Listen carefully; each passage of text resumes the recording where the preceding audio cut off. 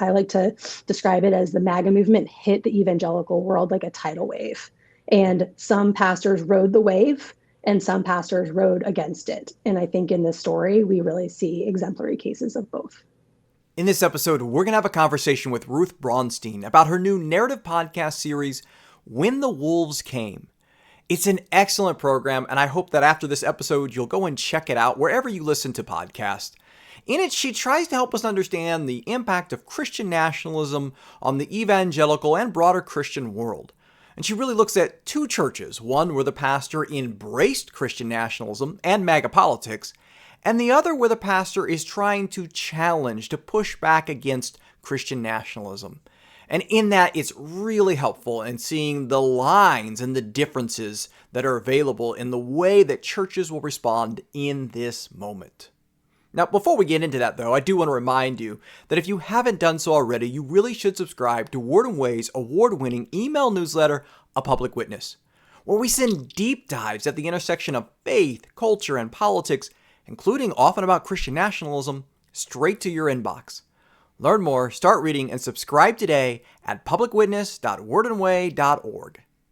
And now here's my conversation with Ruth Braunstein on When the Wolves Came. Well, Ruth, first of all, welcome to the program. Thanks so much for having me. Yeah, well, I'm excited to talk with you, particularly about a new podcast that you have created, a documentary narrative podcast, When the Wolves Came. I mean, and with a name like that, I mean, I don't know who doesn't want to check it out. So let's start a little bit, set the stage. What's the big picture? What's the trailer pitch for what this program is about? Yeah, so over the past decade, I'd say we've been hearing a lot about how really extremist ideas, particularly the idea that only a certain type of Christian should be in charge of the country, sometimes called Christian nationalism, but it goes by other names as well, has really taken hold within white evangelical spaces in this country. And of course, not only white evangelical spaces, as you know, but that's been really the headline story. And it's often the sort of version of that story is that all white evangelicals accept this idea. But one of the things that I've found in the past couple of years while I've been doing research on resistance to Christian nationalism is that there is a resistance effort underway within those white evangelical spaces as well. And it's taken them some time to get up and running and organized, but they're doing that now. And so we wanted to tell that story. Yeah, and so before we get into some of the story a little bit, I want to set the stage. So first of all, let's do maybe your background. So, who are you? What led you on this journey? Which I know, you didn't, go to school. We were just talking about a moment ago to be a podcaster. So maybe first of all, your academic background, and then maybe your journey to experimenting with a new way of documenting and doing research. Yeah, no, it's a great question. And I should say that I worked with a really fabulous team of audio professionals, storytellers, people who know very fancy words about how to make podcasts. And they were incredibly patient with me as sort of helped me figure out how to tell this story. But, stepping back from that, I'm a sociologist. I'm a sociologist primarily of religion and US politics. And so I've been following the story of white evangelicals' involvement in politics for pretty much my whole career in different ways. I also study, though, the religious left, quote unquote. And so the kind of broad diversity of ways that people of faith are involved in politics in the United States. And I really got into that in part because of my own background, my own faith background, which is that I was raised in Georgia in the South in an interfaith family of Jews and Catholics and was raised Jewish.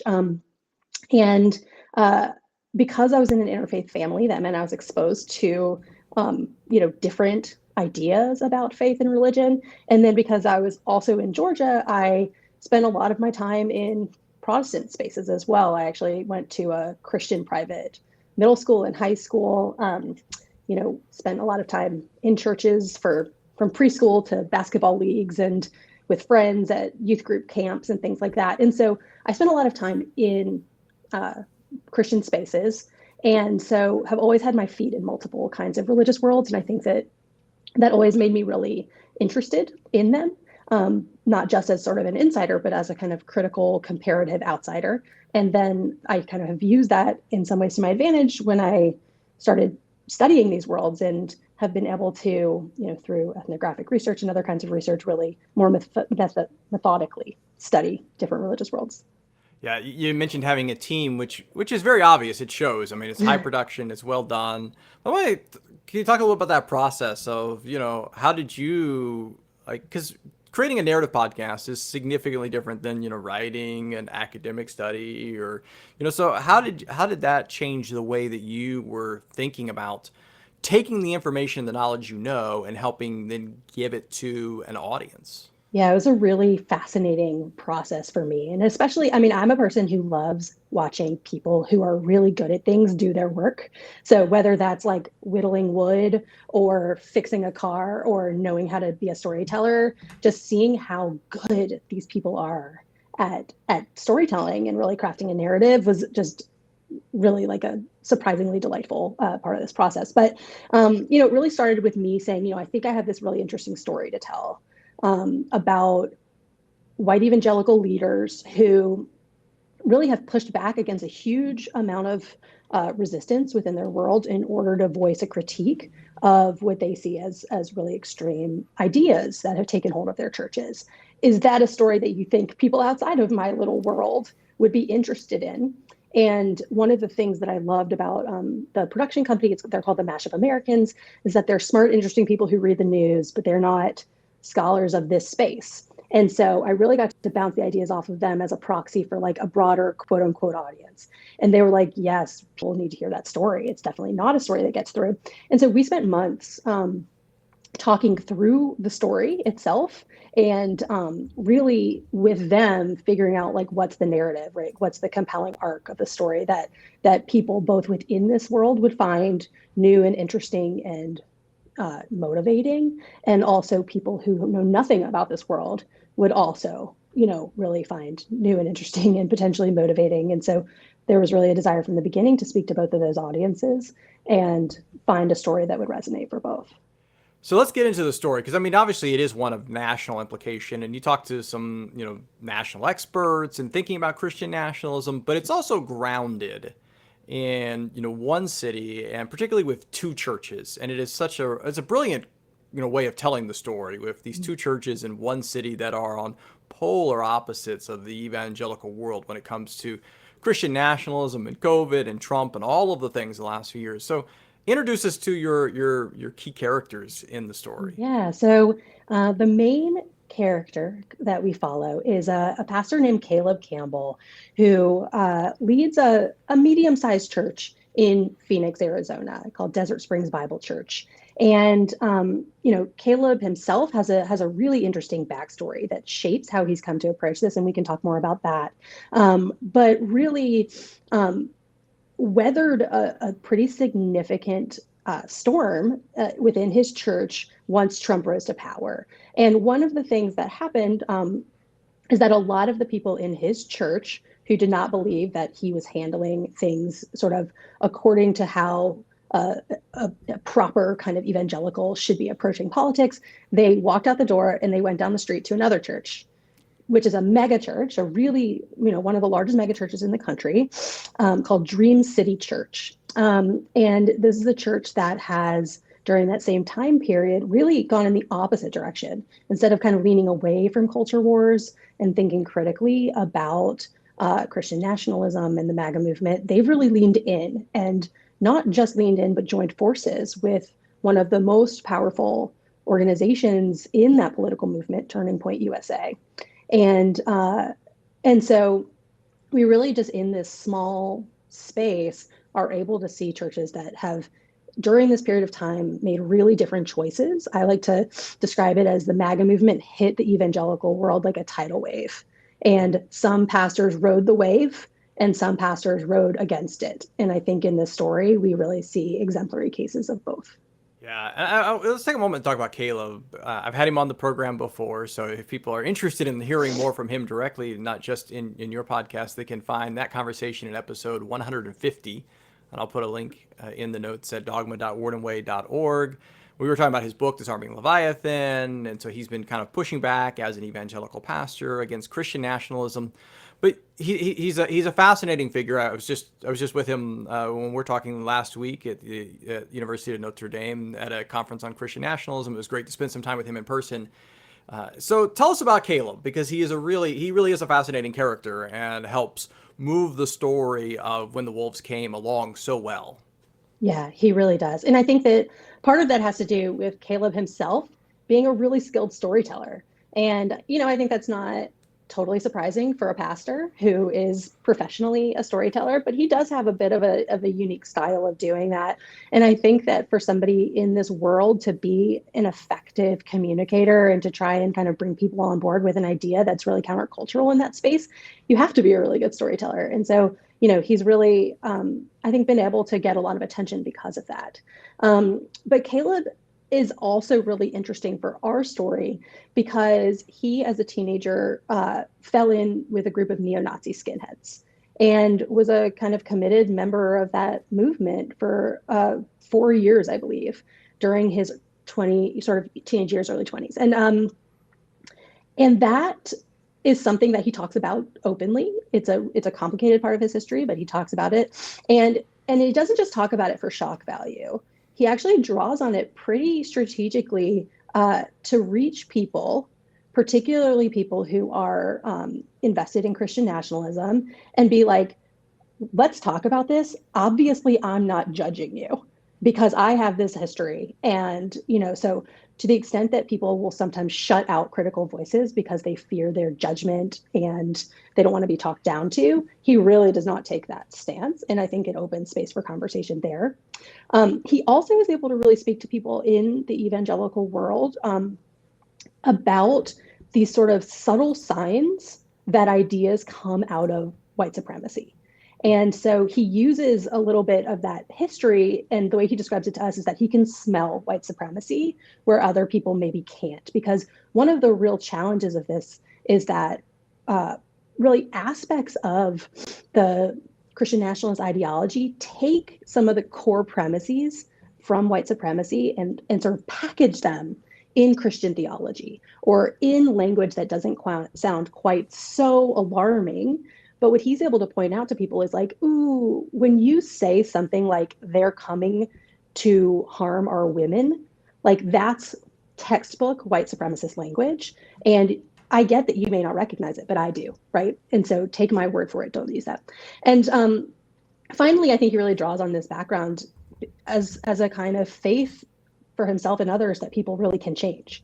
People can be de-radicalized from some of these ideas. And for him, that's both comes out of personal experience and comes out of his faith. And he talks a little bit about particularly figures like the Apostle Paul and others that, he believes that that's a central tenet of the Christian faith is that people's hearts can change. And so, yeah, I think it's like an important part of his backstory. Yeah, it really is.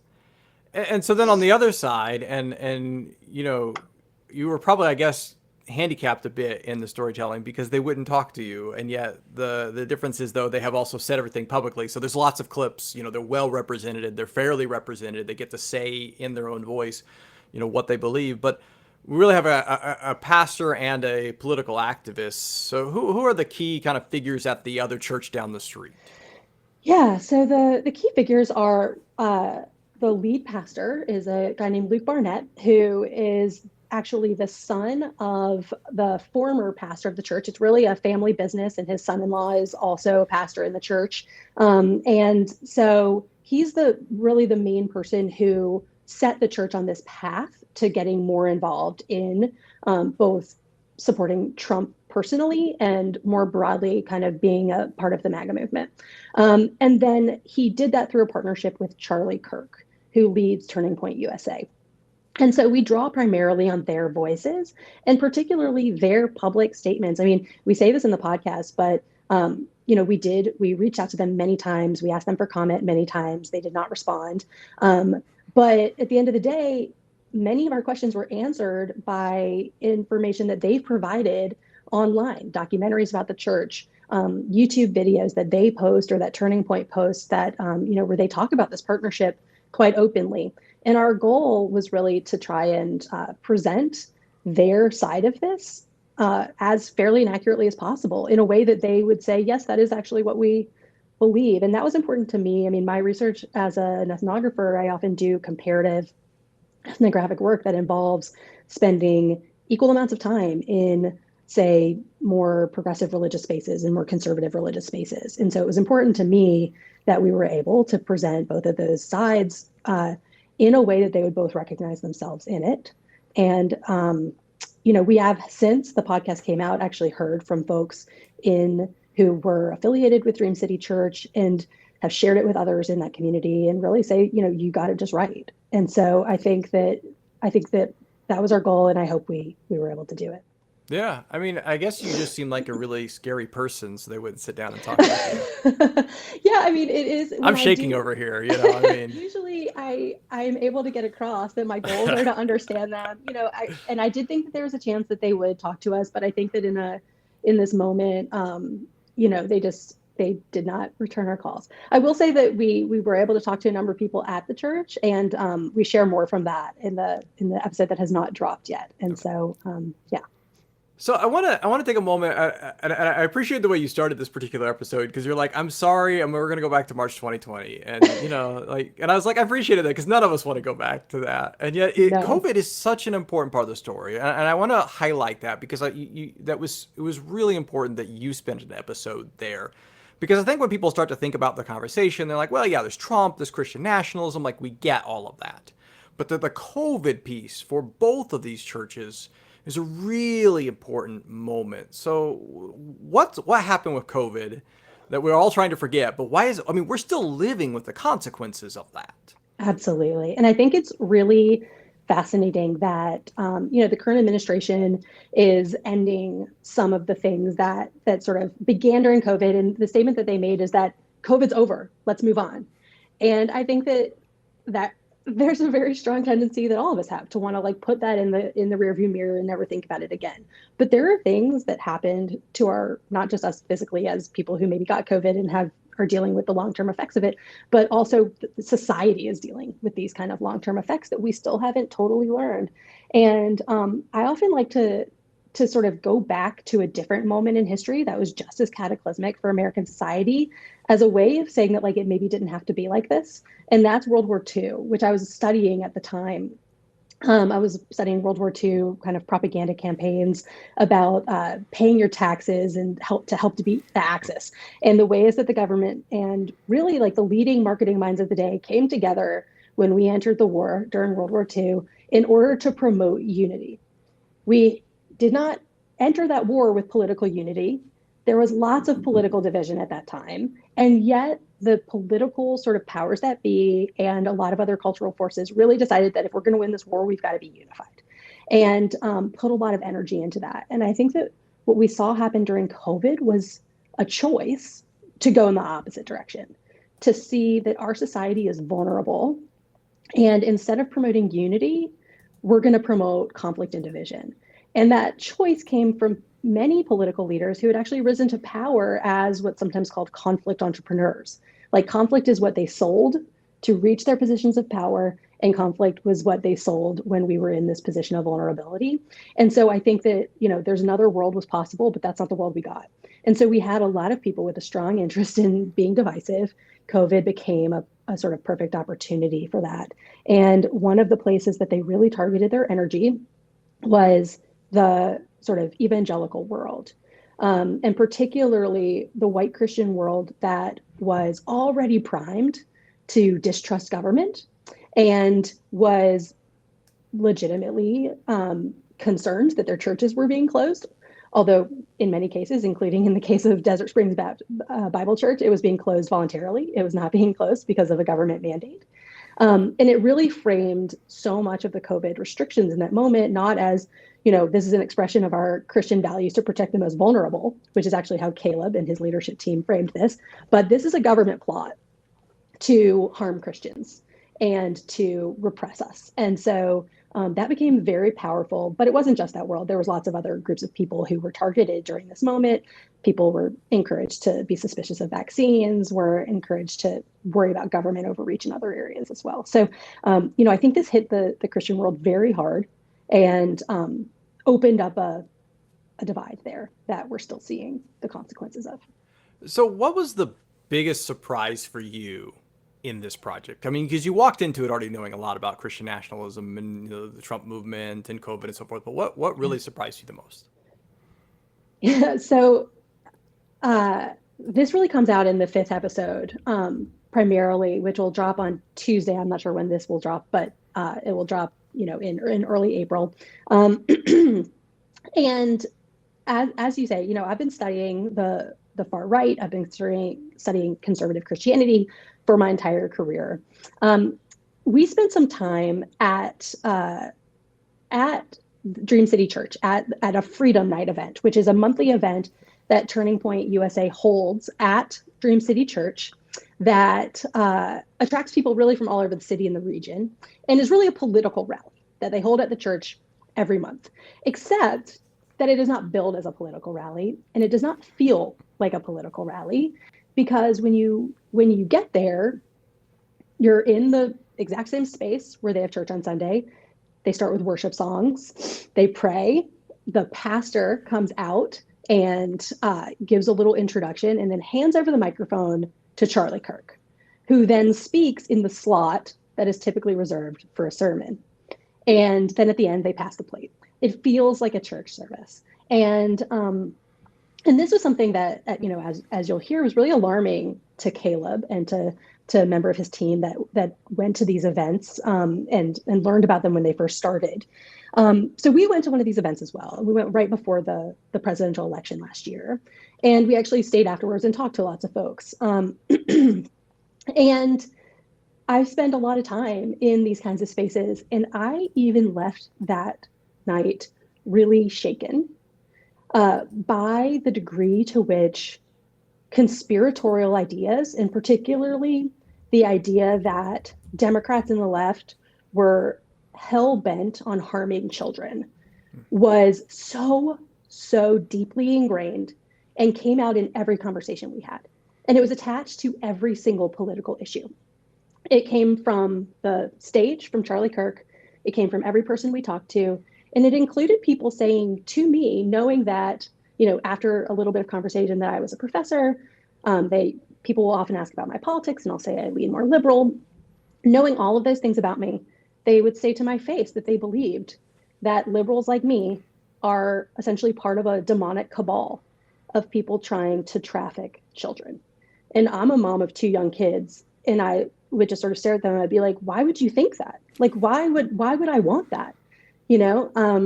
And so I was really shaken by some of those encounters. And I think that it's worth dwelling in how unhinged some of these ideas are, like how far you have to go to truly believe that that's even plausible, that would even be a goal that millions of people and everyone in leadership would have. And then to believe that it's part of every single political issue, that it explains the Democrats' policies on the border, that it explains the books that people want to teach in elementary school, that it explains choices about various kind of LGBTQ rights debates, that every single one is part of a nefarious plot to harm children. That was really surprising to me, how deep that had, and it got that deep even after Q from QAnon, right, stopped dropping kind of his little bits and pieces of information. And so there was this sense that maybe Q's power was receding. It has not receded. It's just spread without people even knowing that they are imbibing this conspiracy theory. Yeah, and I think that's something really important, as you noted earlier, and it's really strong in one of the episodes because Caleb talks about it, of people passing along white supremacist talking points about really knowing it, and then this idea of Q and other Christian nationalistic ideas are spread along, and people don't really recognize where it came from because it's just become so much in the air that we're breathing, especially in white evangelical churches. And I say that as one who grew up in a white evangelical church, right? It's part of the community, and now it's magnified in some congregations, and then others like Caleb's are struggling to try to tamp it down. Absolutely. And it's very hard to know where conspiracism ends and theology begins. and also where conspiracism ends and like real genuine critiques of government and political figures begins. Because right, there are real things to be critical about, and there's often a kernel of truth in some of these, specific claims that people like Charlie Kirk make. Child trafficking is a real problem, right? And so it's not that it's a fake problem. It's not like they're talking about like aliens landing on it from, outer space and being covered up. And so it's very hard to think about how to confront those. And actually, we end up talking to an extremism expert in episode 5 about how some of those ideas can be confronted and how people like Caleb are, consciously or not, actually using some of those tactics in their strategies of reaching Christian nationalists, and that they have the potential to be effective because of that. Yeah. All right, so when this episode's dropped, episode 5 will have just come out, though I haven't heard that one yet. I've only heard the first 4. So how much more is coming? And then also let us know, where can people find and get caught up? It's a bingeable program, so people can get caught up really quick. Yeah, great. So we put out 4 out of 6 episodes. So it's a limited series, story that is contained in those 6 episodes. You can get it wherever you find your podcasts. So, Apple Podcasts, Spotify, wherever that might be. And yeah, I think that the ability to now kind of binge several episodes of it at once is quite appealing and satisfying. Some people might find it a bit hard to listen to. Some people might, kind of be propelled forward. I think kind of depends where you're at. But yeah, it really, the season is meant to sort of tell a contained story. But at the same time, it's a story that we're telling in real time, right? So this is something that's happening right now. As you mentioned, you were just with Caleb at a conference talking about Christian nationalism. The key figures whose stories we tell in the story are organizing to confront Christian nationalism, and their work continues. And so we are starting to think about whether there's a sort of season 2 that might come after this to continue following that work or some other piece of this. Unfortunately, there will be more things for you to cover, but it's a good start. Well, the show is called When the Wolves Came. I do encourage people to check it out. And are there any other ways that you want them to follow you and your work? Yes, I am on Substack. You can find me at Ruth Braunstein. I've been writing a weekly newsletter that partly reflects on the podcast and also on other things that I think about, including a book I have coming out called My Tax Dollars, which connects to this more than you might think. And so you can find me there. The newsletter is called Democracy is Hard, because it is, but it's worth it. And I'm also at LinkedIn, and you can Google me and find me. And so, yeah, come join the conversation. There's certainly enough going on for us to talk about. Perfect. Well, I'll put some links in the show notes to dogma.wordandwade.org. And Ruth, thanks so much for joining us on the program, but even more so for this really important work that you've been doing. Well, thanks so much, Brian. And I hope we can continue the conversation.